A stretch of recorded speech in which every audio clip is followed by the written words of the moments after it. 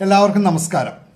കായംകുളത്തെ LDF സ്ഥാനാർത്ഥി advocate U പ്രതിഭ MLA-ക്കെതിരെ കായംകുളത്തെ UDF convener Irshad അതിമ്ലേച്ഛകരമായ വാക്കുകൾ ഉപയോഗിച്ച്, അതിമോശമായ വാക്കുകൾ ഉപയോഗിച്ച് ഇന്നലെ അപമാനിക്കുകയുണ്ടായി.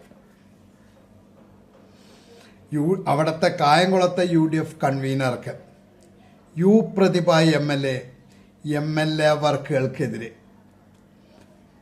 സംസാരിക്കാം, അതുപോലെ തന്നെ LDF-നെതിരെ സംസാരിക്കാം, CPM-നെതിരെ സംസാരിക്കാം, CPM-നെ വിമർശിക്കാം, യു പ്രതിഭയെ വിമർശിക്കാം, അതെല്ലാം രാഷ്ട്രീയം.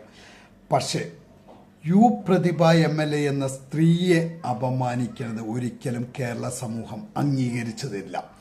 കേരള ചരിത്രത്തിൽ കേട്ടുകേൾവിയില്ലാത്ത തരം താന്ന പ്രവൃത്തിയാണ് ഇന്നലെ കായംകുളത്തെ UDF കൺവീനറുടെ ഭാഗത്തു നിന്ന് ഉണ്ടായത്. ഒരിക്കലും അത് കേരള സമൂഹം അംഗീകരിച്ചു തരില്ല. യു പ്രതിഭയോട് രാഷ്ട്രീയപരമായിട്ട് വിരോധം എനിക്കുമുണ്ടായിരിക്കാം, യു പ്രതിഭയുടെ ആദർശത്തോട് വിരോധം എനിക്കുണ്ടായിരിക്കാം. അതോർത്തിട്ട് യു പ്രതിഭ എന്ന സ്ത്രീയെ അപമാനിക്കുന്നത് ഒരിക്കലും ശരിയല്ല. എനിക്കും അമ്മയുണ്ട്, എനിക്കും പെങ്ങളുണ്ട്, എനിക്കും ഭാര്യയുണ്ട്, അവരും ഒരു സ്ത്രീയാണ്. അങ്ങനെ കരുതുന്ന ഏതൊരുത്തനും ഒരു സ്ത്രീയെയും ഇതുപോലെ അപമാനിച്ച് സംസാരിക്കാൻ തോന്നില്ല. തനിക്ക് അമ്മയുണ്ട്, തനിക്ക് പെങ്ങളുണ്ട്, തനിക്ക് ഭാര്യയുണ്ട്, തനിക്ക് പെമ്മക്കളുണ്ട് എന്നുള്ള ധാരണയുള്ള ഏതൊരുത്തനും ഇത്രയും തരം താന്ന രീതിയിൽ ഒരു സ്ത്രീയുടെ സ്ത്രീത്വത്തെ അപമാനിക്കുന്ന രീതിയിൽ പ്രസംഗിക്കില്ല. എന്നിട്ട് ലാസ്റ്റ് അദ്ദേഹത്തെ UDF കൺവീനർ സ്ഥാനത്ത് നിന്ന് മാറ്റിയെന്നോ എന്തൊക്കെയോ പറഞ്ഞുകൊണ്ട് വരികയും ഈ പ്രസംഗം കേരളത്തിൻ്റെ സമൂഹത്തിൽ ഒരു ചർച്ചയാവുകയും എല്ലാവരും ഈ പ്രസംഗിച്ച ഇർഷാദിനെതിരെ പ്രസ്താവനകളായിട്ട് വരികയൊക്കെ ചെയ്തപ്പോഴത്തേക്കും ഒരു മാപ്പുമായിട്ട് വന്നിരിക്കണം. വേഗം പത്രസമ്മേളനം വിളിച്ചിട്ട് ഞാൻ ഇത്ര കാലം രാഷ്ട്രീയത്തിലുണ്ടായിരുന്നു, ഇതേവരെ ഞാൻ സ്ത്രീത്വത്തെ അപമാനിച്ച് സംസാരിച്ചിട്ടില്ല, ആനയാണ് ചേനയെന്നൊക്കെ പറഞ്ഞുകൊണ്ട് മാപ്പൊക്കെ ആയിട്ട് വന്നിരിക്കണം. കൈവിട്ട ആയുധവും വാവിട്ട വാക്കും ഒരിക്കലും തിരിച്ചെടുക്കാൻ പറ്റില്ല എന്ന് ആദ്യം മനസ്സിലാക്കണം. ഓരോന്ന് പ്രസംഗിക്കുമ്പോൾ ആദ്യം സൂക്ഷിക്കണം.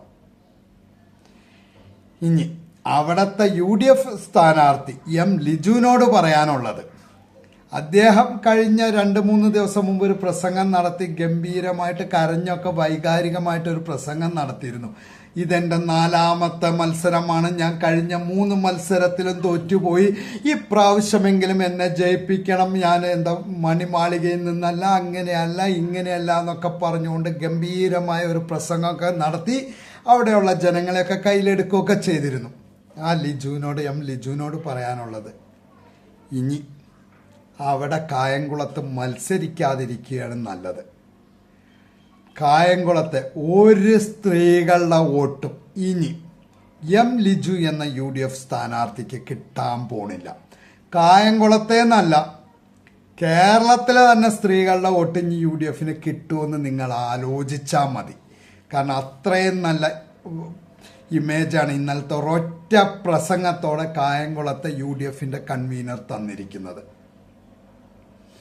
അതുകൊണ്ട് ലിജു എത്രയും പെട്ടെന്ന് ആ നോമിനേഷൻ ഇന്നും കൂടി ഉണ്ടെന്ന് തോന്നുന്നു, ആ നോമിനേഷൻ പിൻവലിച്ച് ആ കെട്ടിവെച്ച കാശെങ്കിലും തിരിച്ചു കിട്ടുമെന്ന് തോന്നുന്നു. നോമിനേഷൻ പിൻവലിച്ച വാങ്ങിപ്പോയാൽ അടുത്ത തെരഞ്ഞെടുപ്പിൽ, അടുത്ത കേരള നിയമസഭാ തെരഞ്ഞെടുപ്പിൽ വീണ്ടും ഈ പ്രസംഗം തിരിച്ചെടുക്കാം. ഞാനിത് 4ാമത്തെ മത്സരമാണ്, കഴിഞ്ഞ 3 മത്സരവും തോറ്റു, ഇപ്രാവശ്യമെങ്കിലും എന്നെ ജയിപ്പിക്കണേ എന്ന് പറഞ്ഞുകൊണ്ട് അടുത്ത കേരള നിയമസഭാ തെരഞ്ഞെടുപ്പിൽ പറയാം. അല്ലെങ്കിൽ അടുത്ത കേരള നിയമസഭാ തെരഞ്ഞെടുപ്പിൽ ലിജു പ്രസംഗിക്ക് എങ്ങനെയായിരിക്കും അറിയോ, ഇതെൻ്റെ 5ാമത്തെ മത്സരമാണ്, കഴിഞ്ഞ 4 മത്സരവും ഞാൻ തോറ്റു, ഈ മത്സരത്തിലെങ്കിലും നിങ്ങൾ എന്നെ ജയിപ്പിക്കണേ എന്ന് പറഞ്ഞ് പ്രസംഗിക്കേണ്ടി വരും. അത് ഒഴിവാക്കണമെങ്കിൽ ഇപ്പം നോമിനേഷൻ പിൻവലിക്കുകയാണ് ഏറ്റവും നല്ലത്. കായംകുളത്ത് ഇനി മത്സരം LDFും BJPയും തമ്മിലാണ്. കോൺഗ്രസ് അല്ലെങ്കിൽ UDF ചിത്രത്തിന്നേ പോയി കഴിഞ്ഞിരിക്കുന്നു. ഈ വിഷയത്തിൽ ഞാൻ അഡ്വക്കേറ്റ് യു പ്രതിഭ MLA ഒപ്പം 100% ഉറച്ചു നിൽക്കുന്നു. രാഷ്ട്രീയം വേറെ, ആദർശം വേറെ. ഇതിന് ഞാൻ അഡ്വക്കേറ്റ് യു പ്രതിഭ MLA യോടൊപ്പം ഉറച്ചു നിൽക്കുന്ന ഈ വിഷയത്തിൽ എല്ലാവർക്കും നമസ്കാരം.